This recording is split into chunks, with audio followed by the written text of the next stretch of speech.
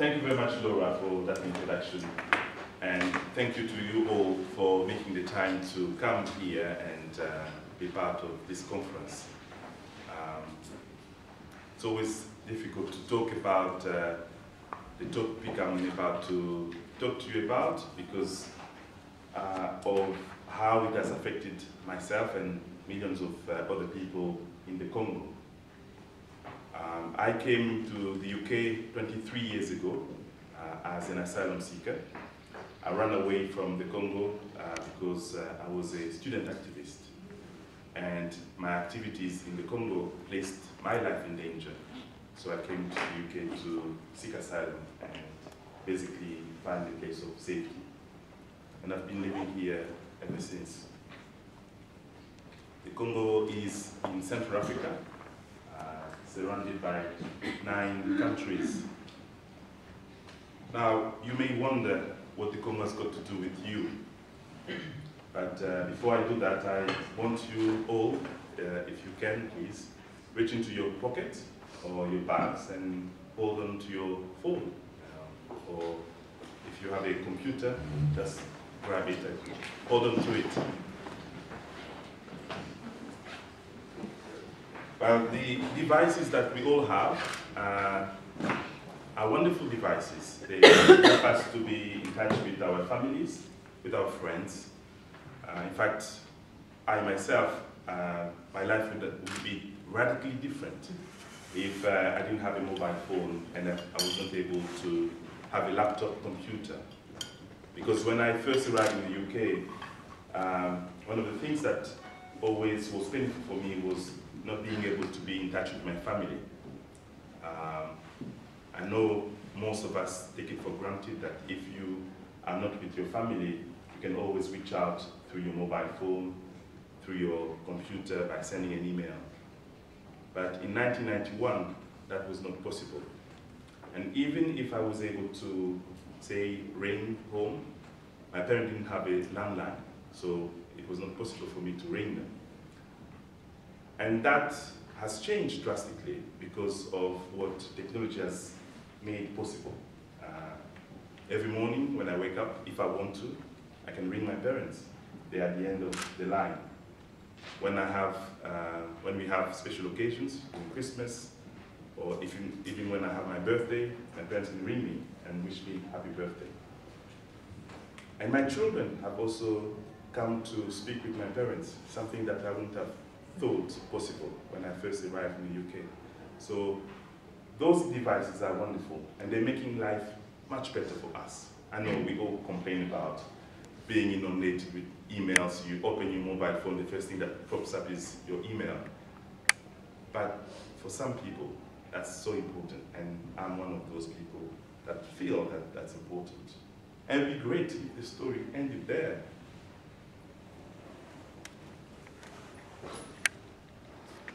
But the story does not end there, because in order to manufacture mobile phones, laptop computers, our game consoles, we need many things, but including 4 minerals. And they are tantalum, tin, tungsten, and gold. But I want to focus on one of them, which is tantalum, and the way it is mined in the Congo. Now, we find tantalum in abundance.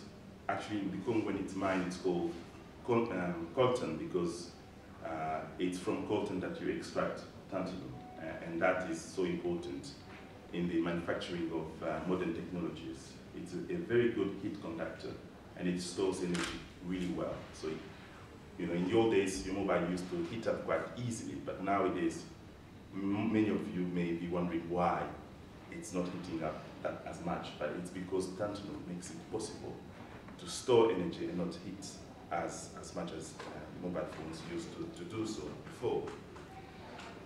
But what also has happened in the Congo is that because there is a lot of it, armed groups are fighting over control of those mines. So it makes it difficult for the government to be getting money out of the sale of those minerals, because armed groups are fighting against the National Army. But the National Army as well has rogue elements within it, which also are profiting from the illicit trade of minerals. But far worse, what is also happening is that armed groups, in order to intimidate the local population, they are going around killing people and also raping men, women, and children. And that's what makes it so difficult. And since 1996, over 5 million people have died. Countless men and women and children have been raped. And children have been forced to enlist into armed groups. So they've forced them to get into armed groups.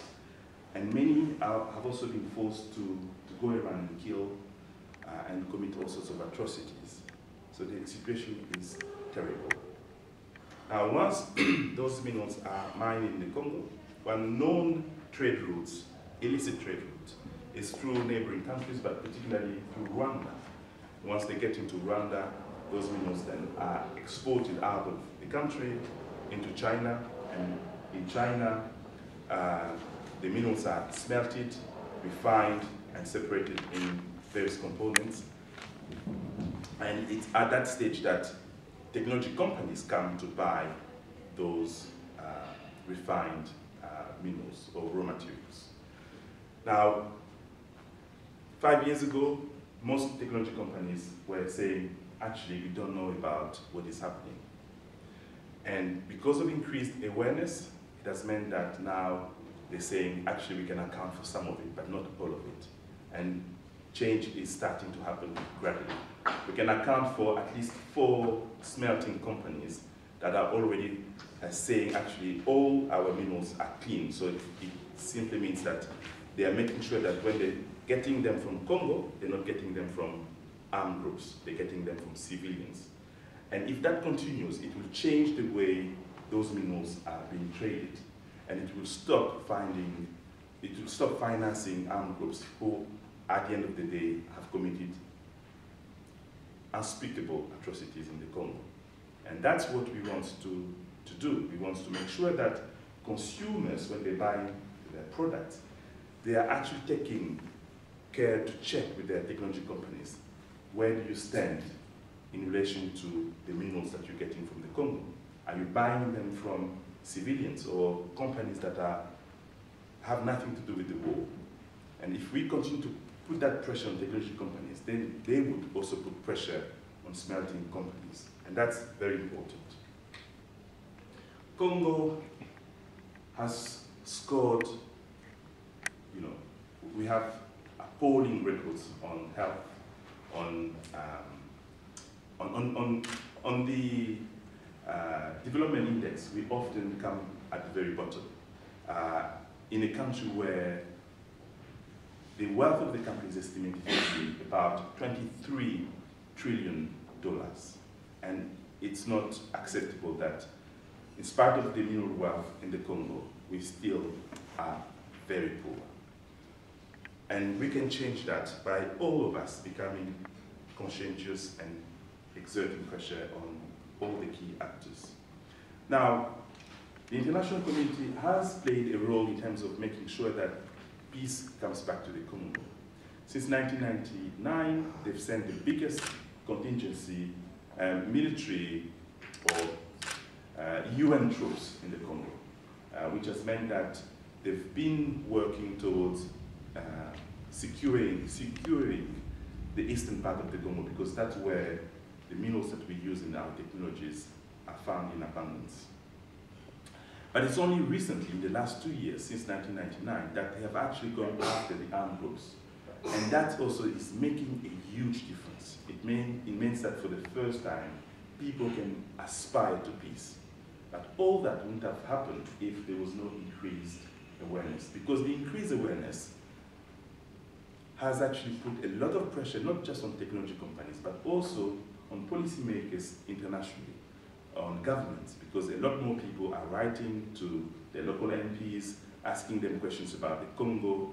What are our governments in the West doing in order to stop the atrocities in the Congo? And that together has meant that for the first time, they've sent high-profile peace envoys, people like Mary Robinson, the former Irish president, is actually overseeing the peace process in the Congo. That gives us a lot of hope that for the first time, we can actually get to the rock bottom of the problems that we've been facing. So our role with Congo Calling is actually to do three things. One is to inspire consumer groups, consumers, in order for them to discriminate between technologies, to check whether one technology company is doing better than the other. And then the second thing that we are doing is to influence technology companies themselves by speaking with them and saying to them, actually, you should change what you're doing because what you're doing is actually causing problems in the Congo. And we've been quite lucky in the sense that some technology companies are also moving toward that direction.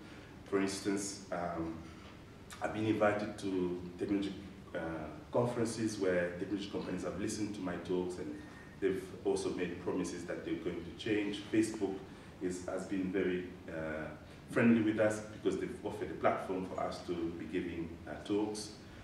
Then the third thing that we do is to lobby governments and policymakers in order to get them to put in place legal frameworks that will stop or that will prevent the illicit trade in minerals. There is also some change. For instance, the US has already put in place a legislation that actually prevents the illicit trade of minerals. At the EU level, they're also thinking about a framework which will enable companies to trade more responsibly in minerals. So all those things are already happening.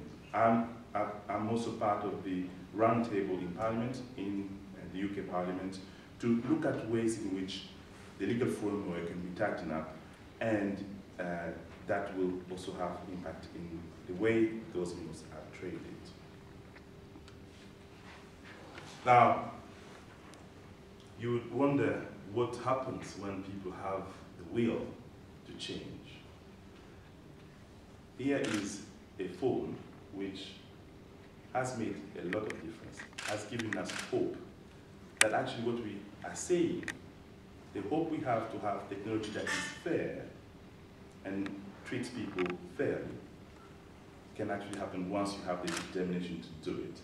Fairphone is the first mobile phone in the world that actually promises to be fair, not just to those who are manufacturing, but also to the miners back in the Congo, because they are sourcing the minerals as well in the Congo. So with that, it allows us all to know that with increased pressure, change can happen. Intel recently has also announced that they are going to only source conflict-free minerals from the Congo. That's something that we wouldn't have dreamed, we wouldn't have thought possible. We could have, but it's always different when it happens. And other companies may follow suit, and that will give us in the Congo a lot of hope. Now, I told you about children. I told you about how many of them are forced to go into armed groups and are made to fight. And everything changes because when you're 8, you're 7, you're 6, and you're conscripted into armed groups, you really have no power to resist. And what we hope that will happen is that those children carrying arms will be given back their childhood and go back to school and study. And that would happen if all of us start to take those actions by informing ourselves, but also informing people we know, by making sure that no one stays silent on this issue. And it starts with those little steps that gets us there to make this world a better place. So with that, I will encourage you to not just to go and think about it, but also to take some action, because it's through the actions that you will take that we will hopefully have a place where women are no longer raped, but the place where our meals are coming from, people there, those who are working so hard to get those meals out, are given a chance to have a better life. Thank you.